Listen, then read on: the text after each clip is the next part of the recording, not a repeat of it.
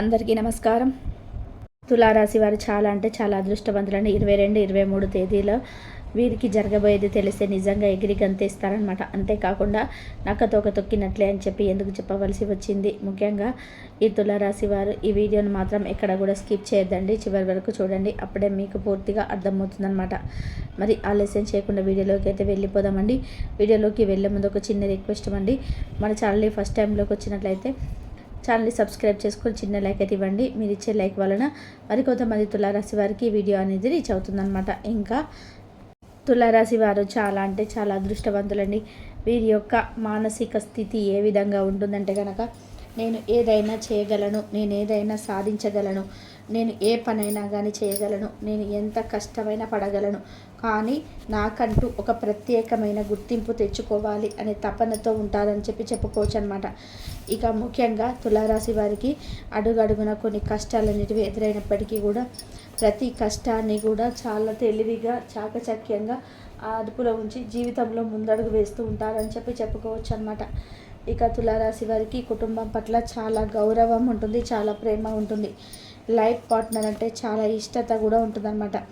Life partner కోసం ఎంత దూరమైనా వెళ్తారు, ఎంత సహాయమైనా చేస్తారు, ఎంత కష్టాన్నైనా పడతారనమాట.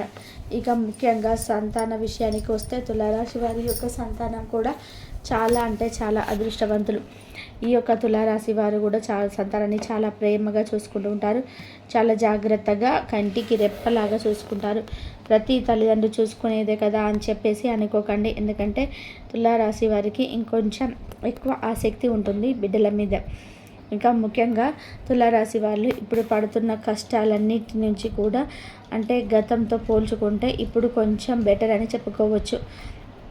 ఎక్కువగా తులారాశి వారు ఒకరి కింద చేయి చాపడానికి కానీ, ఒకరిని ఏదైనా కానీ దేహి అని చెప్పి అడగడం కానీ అసలు ఇష్టపడరనమాట. ఏదైనా కానీ వారి స్వతహాగా చేసుకోవడానికి ఎక్కువగా ప్రాధాన్యత చూపిస్తూ ఉంటారని చెప్పుకోవచ్చు. ఇక తులారాశి వారి ఇంట్లోనే కొంచెం వీరిని అవమానించేవారు, వీరిని లెక్క చేయకుండా బిహేవ్ చేసేవారు ఉంటారు. కానీ వాటన్నిటిని కూడా ఓర్పుగా తట్టుకొని కుటుంబంలో వీరికంటూ ఒక ప్రత్యేకమైన స్థానాన్ని ఏర్పరచుకోగల చాకచక్యం తులారాశి వారికి ఎంతో ధీటుగా ఉందని చెప్పుకోవచ్చు అనమాట.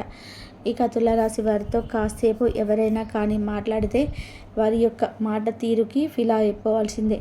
ఏదైనా కానీ ఎదుటివారికి నొప్పి తగలకుండా, ఎదుటివారికి నొప్పించకుండా చాలా చాకచక్యంగా తెలివిగా మాట తీరనేది ఉంటుందన్నమాట.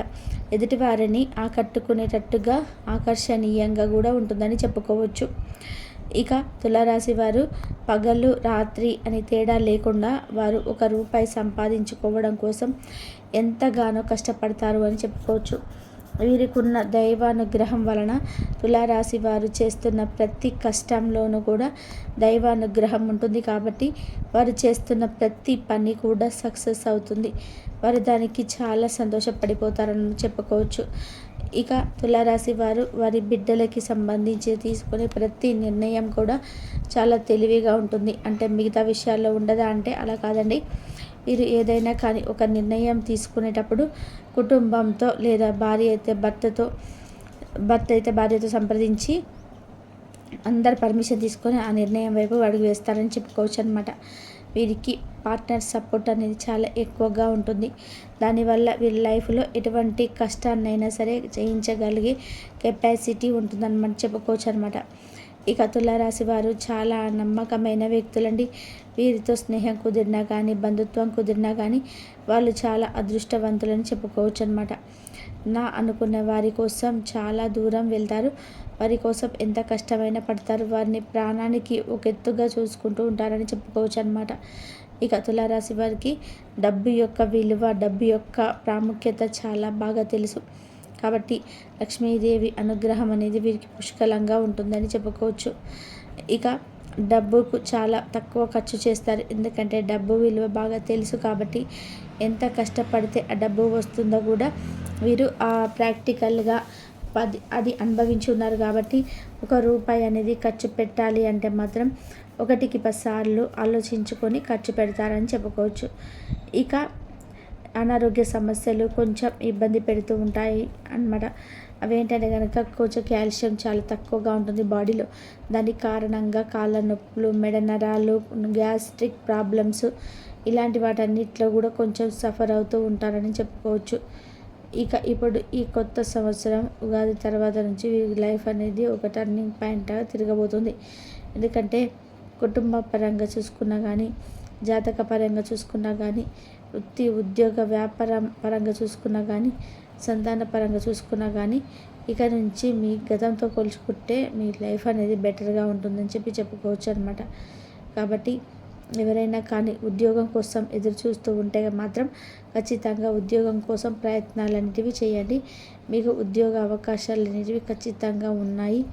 మీరు కోరిన ప్యాకేజ్తో ఉద్యోగాలు ఇచ్చే అవకాశం అయితే ఖచ్చితంగా 100% ఉంది అని చెప్పుకోవచ్చు అనమాట.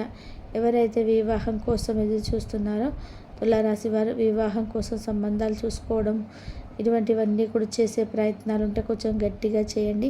ఎందుకంటే అవి కూడా ఫలిస్తాయి అని మీ యొక్క గోచార ఫలితం అయితే సూచిస్తుందన్నమాట.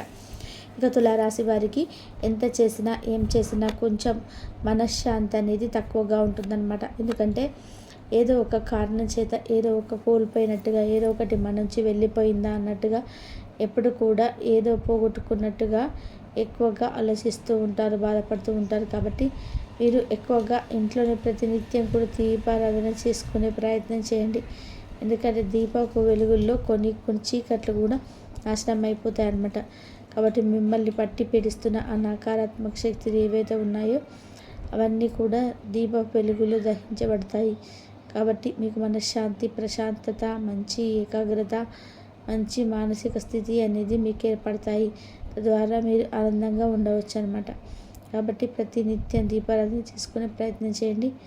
ఇక ఆ దైవ అనుగ్రహం కోసం గోమాత సంరక్షణకు కొంత డబ్బు ఇస్తూ ఉండడం, దానాలు ధర్మాలు చేయడం, మీకు 10 రూపాయలు ఉంటే 10 రూపాయలు కనీసం ఇక ముఖ్యంగా తులారాశి వారు వినబోతున్న శుభవార్తలు ఏమిటి అంటే కనుక బంగారం కొనబోతున్నారండి. ఈ ఉగాది కొత్త సంవత్సరం వెళ్ళిన తర్వాత మీరు బంగారం అయితే కొనబోతున్నారనమాట. ఇప్పుడు బంగారం రేట్లు పెరిగినప్పటికీ కూడాను బంగారం కొనడానికి ఎక్కువగా శ్రద్ధను చూపించబోతున్నారు తులారాశి వారు. ఇకపై ఉంచుకుంటే ఇంకా అంతకన్నా ఎక్కువ రేటు పెరుగుతుంది. కాబట్టి ఇప్పుడు కాస్త బంగారం రూపంలోనైనా కానీ సేవింగ్స్ చేసుకుందాము అన్న ఉద్దేశంతో బంగారం కొనబోతున్నారు. నిజంగా గుడ్ న్యూస్ అనండి. ఎందుకంటే బంగారం అంటే ఆడవారికి చాలా ఎక్కువ అన్నమాట, మగవారి కూడా. ఎందుకంటే ఆడవారిని మగవారు చేపిస్తే ఆ సంతోషం అనేది చాలా వేరుగా ఉంటుంది. కాబట్టి ఇది మీ జీవితంలో ఒక శుభవార్త అని చెప్పుకోవచ్చు.